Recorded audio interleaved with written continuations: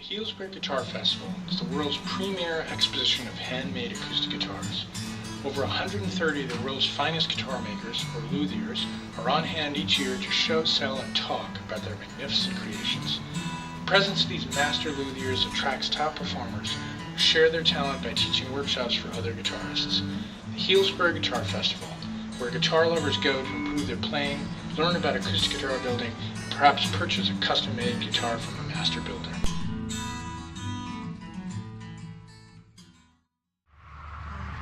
This is Chris Harrod from the Healdsburg Guitar Festival up here in Healdsburg, California. Sure, actually we're not in Healdsburg anymore. That's the funny thing. We've outgrown Healdsburg, where our company started, and we've moved to this place in Santa Rosa, which is right down the road. But just a sign that the festival is growing with each event. Every other year we hold it, and well attended from what we can see in there. And you've got workshops going on and luthiers demonstrations. Yeah, music ongoing. We've got two stages with concerts. One is showcasing our workshop instructors, and the other one is demonstrating instruments by the various exhibiting luthiers. Are you having a lot of sales through or contacts mostly, people getting to know each other and finding guitars that they like and they demo? Well, ultimately, yeah, that's a big part of the success of the festival, is that the luthiers have been able to sell instruments, and that people looking for instruments have been able to find them here. It's a little too early for us to gauge how many instruments are being sold at this festival, but with this kind of crowd and the quality of work that we see this year, it's bound to be good. How many artists would you say you've been able to gather to perform at the festival? Gosh, we've got in the neighborhood of 24 workshops, so each workshop has an individual artist, and then some of them are doing the demonstration concerts, but there's many more that are on that list also. I would guess probably in the neighborhood of 40 artists are either being employed by us or by the luthiers themselves for the demonstration concerts. And then there's just the ones who show up to have fun and play guitars and buy guitars, so a lot of talented musicians here. People coming from all over the country for this event? All over the world, yeah. And in fact, this year we've got a greater number of luthiers from around the world. We have people from South Africa, Malaysia, Europe, and the list goes on. A number of luthiers, fine luthiers from Japan, and of course they bring their own crowd, and it's really become an international event. And what got you started in doing the guitar festival? I think originally the idea was just that the builders wanted to get together and share ideas and have some social time and show their work to each other and to the public. And it became successful on a financial level. Basically the guitars were selling, and that's, and people caught wind of it, and hand-built guitars just came out of the closet as an option to factory guitars. People started to realize there's a lot of people doing a lot of different interesting work, varied work, something for everybody, and so that's really where it's grown from. And you're showcasing more of the independent luthiers as opposed to the large corporations, or are you doing? Yeah, the large factories have their venue at the NAMM show, and this is really just for individual shops, small shops. Usually it's just an individual builders, maybe it's 1 or 2 or 3 people building guitars together, but for the most part, just individual luthiers who they have their own take on things, and they have a very personal relationship with their clientele. So that's a lot of what's going on here. A lot of relationships building or being carried on from the past.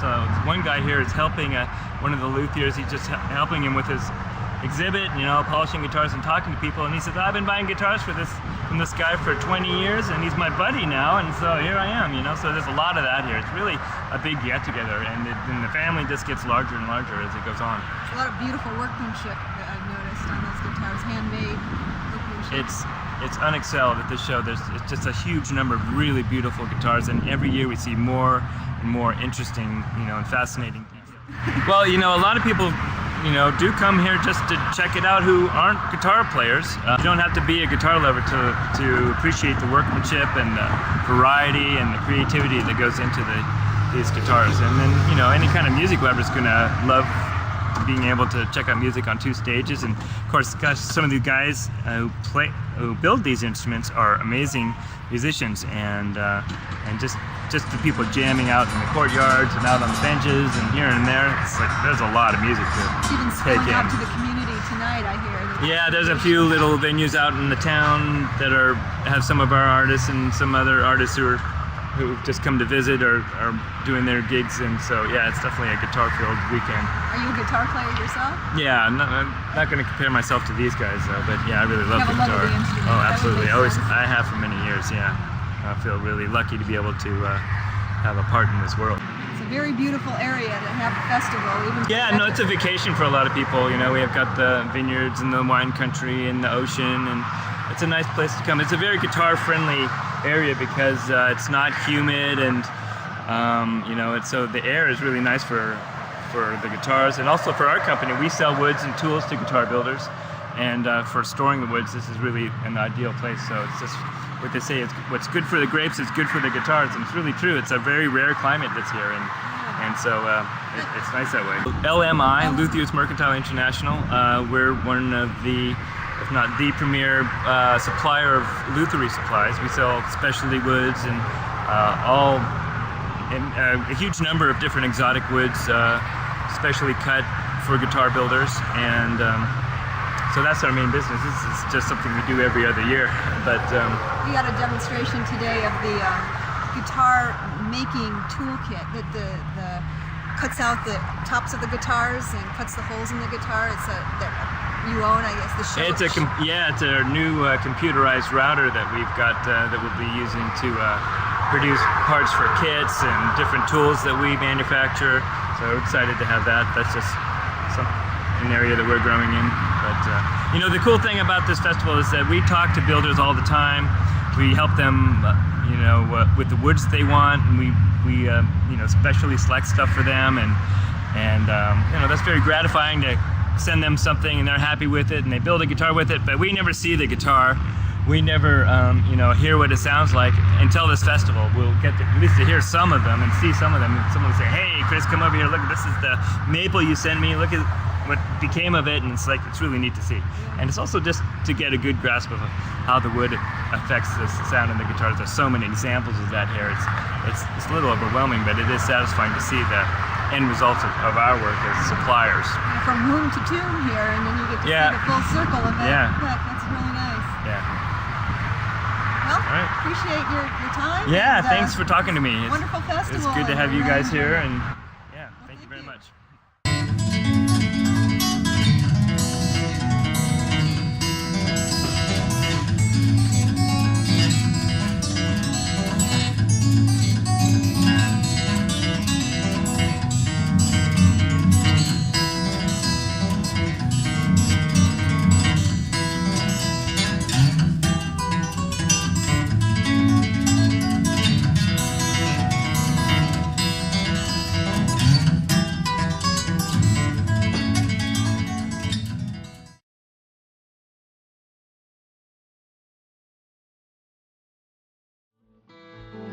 If you love acoustic guitars, then being in these rooms is a dream come true.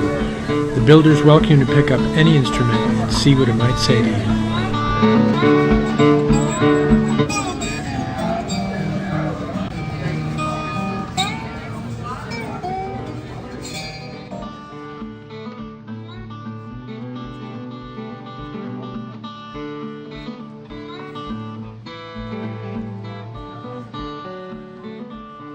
Walking through the festival is a treat. The builders are available to answer any questions and provide any background information a buyer may need.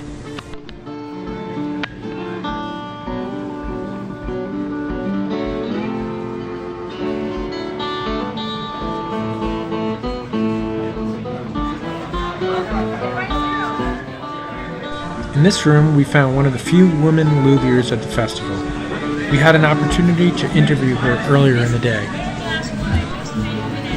few weeks ago, right before I was still polishing it up before I brought it to the festival, so it's freshly strung up, and so it's going to be nice to get a chance to break her in. What kind of wood is this? This is bird's eye maple and Cuban mahogany. The neck is made of Spanish cedar. And the soundboard is German spruce, and it's all handmade rosette, and it's finished in a French polish.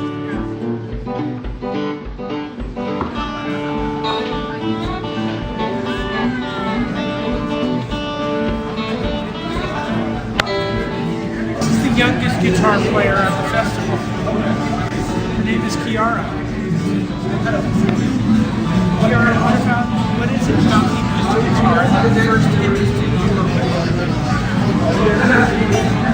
How many guitars do you own?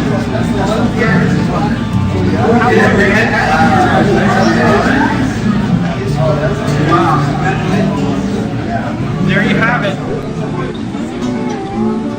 This is the large exposition room with many guitars where attendees have the opportunity to examine the instruments and speak with builders about their techniques and artistry.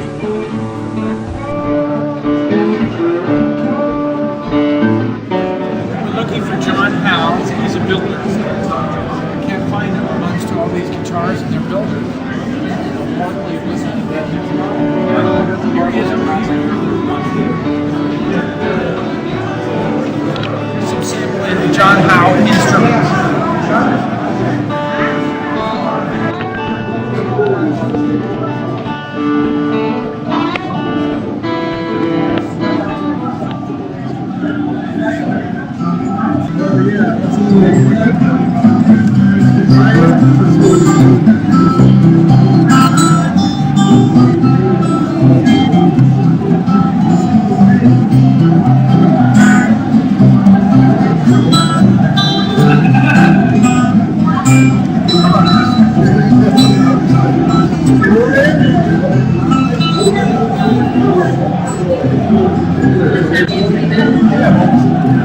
This guitar is feather light, and maybe the builder John can tell us why. It's surprisingly light. And here's an even smaller. I think this would be a parlor guitar.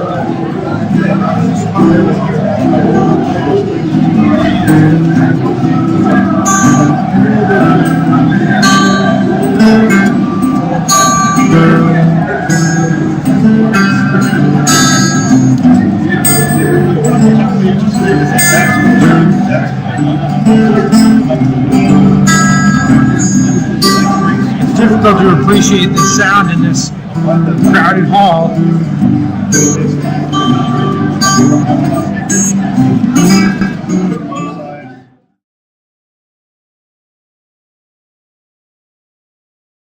Spanish classical guitar. I was fortunate enough to be able to go to Spain and study with Jose Romanillos for several summers. This past summer being my last summer back in 2006. That last guitar is the result of my last summer with him. And so I try to recreate that tradition in my shop back in San Clemente.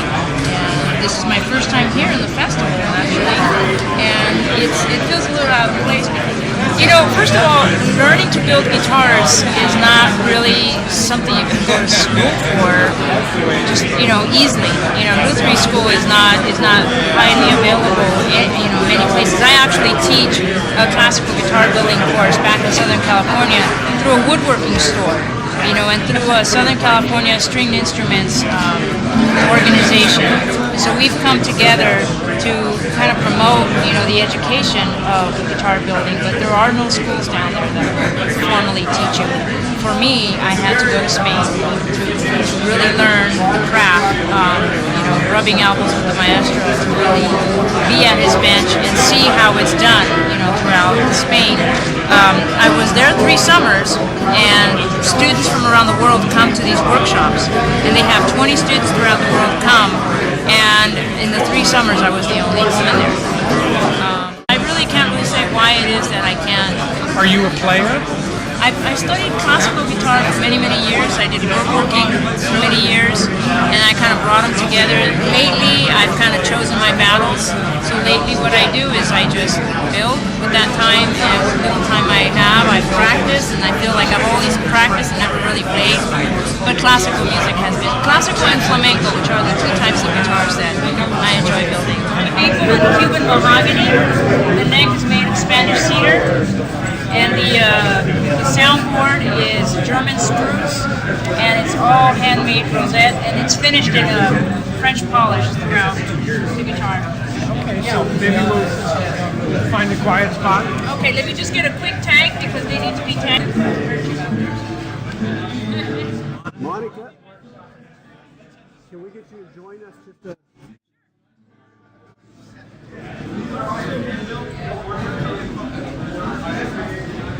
Yeah, I meant.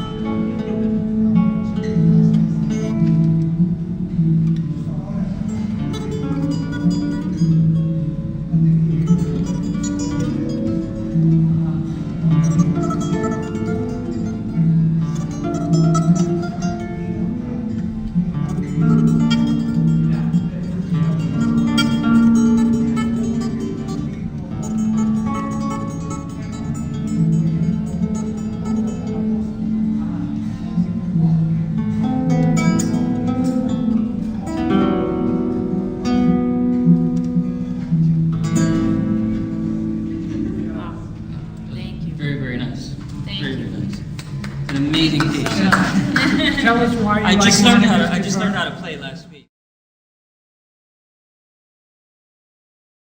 You're talking to Michael Sadler, and Michael, what interested you in particular about this guitar? This particular one is kind of a new take on an old style of bracing.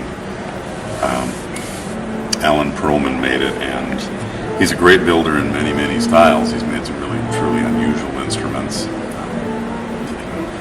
Too unusual to describe, really, but this one has a very old style of bracing in it from the Larson Company of Chicago. They made Maurer guitars and I'm not going to think of the other, Stahl, S-T-A-H-L. And instead of having really parallel sort of bracing down here, it leaves kind of an opener space for the treble and the bass. And it's a really, really stereo image guitar, and the voice really comes out of the wood more than out of any other part. So Michael, how long have you been playing acoustic guitar?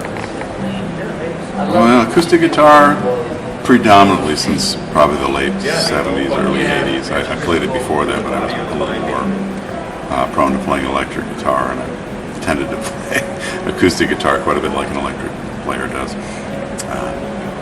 And why does the acoustic guitar speak to you in terms of meshing with your particular style of how you like to play guitar? Well, it's always kind of melded with the styles of music I enjoy a lot, which tend to be folk, country, blues, bluegrass. I play a fair amount of bluegrass too. But when I listen back now, I wasn't a more critical listener when I was a kid, but I listen back to the things I absolutely loved to listen to. And there's a lot of acoustic guitar and a lot of what we consider rock. I mean, like Led Zeppelin right after high school was a big favorite. And Page was always playing acoustic stuff. My God, he played clawhammer banjo, you know? He played mandolins and stuff like that. When I listen back, it's like, the old, I'm trying to think of the name of the band, Stephen Stills, Buffalo Springfield, their big hit, Bluebird, he had clawhammer banjo on it, believe it or not. And speaking of clawhammer technique, we've been told that you have developed a clawhammer style on the guitar. Yeah, well, I would have thought I developed it, I guess. I used to do it on electric guitar because I had a few drummers that were, shall we say, tempo challenged. And in extreme northern Michigan where I came up, you really couldn't go across the street and get another drummer, so you had to work with the one you had. And I found this thing I could do that just, sort of drove them back on the beat.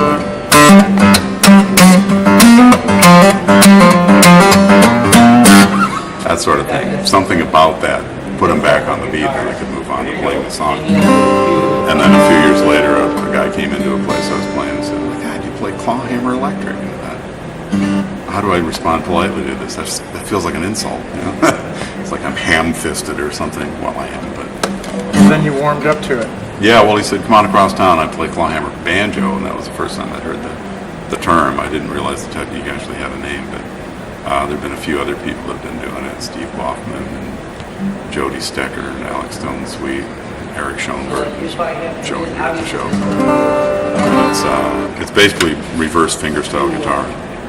Like in fingerstyle, you go down with the thumb, up with the fingers. Here you go.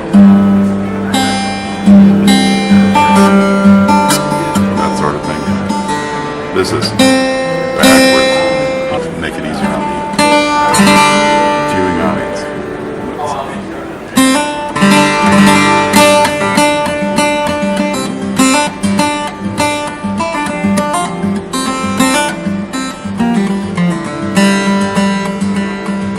When you look at it straight on, it's hard to tell what's happening.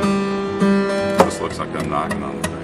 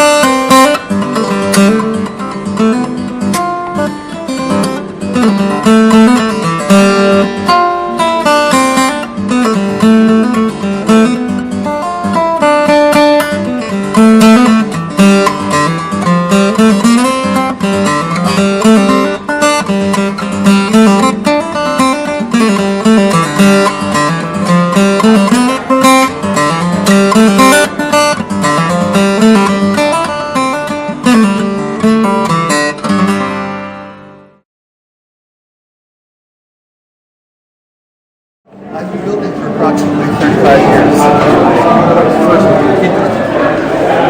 I mean, it seems as more time passes, I'm more able to just press down on a certain side of the soundboard and get a sense of how it's behaving and flexing, and take a little bit off and remind myself to do something the next time.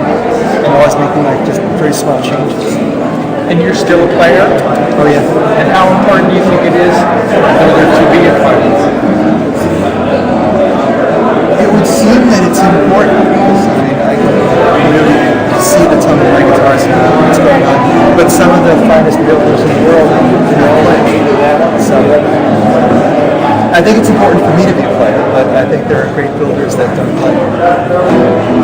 And then in terms of future projects, do you have any ideas in your head that are just starting to crystallize about maybe going off in a new and different creative direction for you? Do you have what's your most far-reaching idea about the guitar of the future? Do you have any wacky ideas about something new and different? Well, I build pretty wacky things. Can we look at Sure.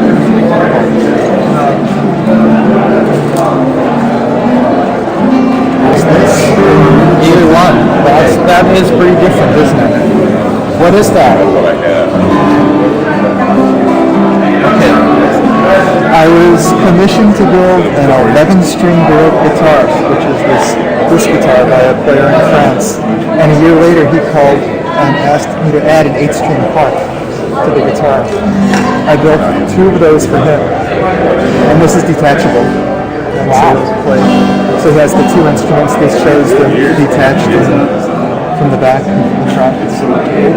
And later on, a person saw this and asked if I could combine this in one instrument.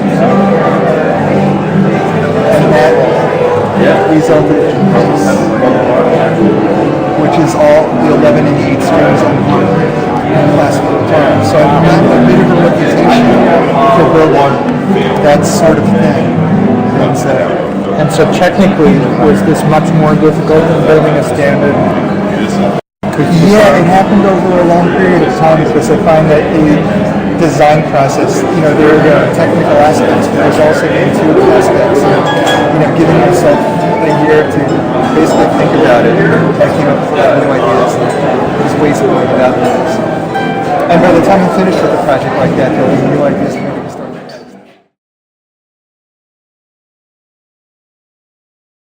Actually, this coming 1.5 hour,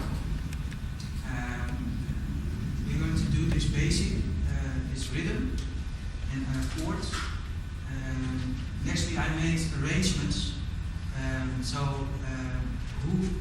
It's in tap and it's in notes, but maybe some. Well, we are going to start just with the different rhythms. 1, 2, 3, 4.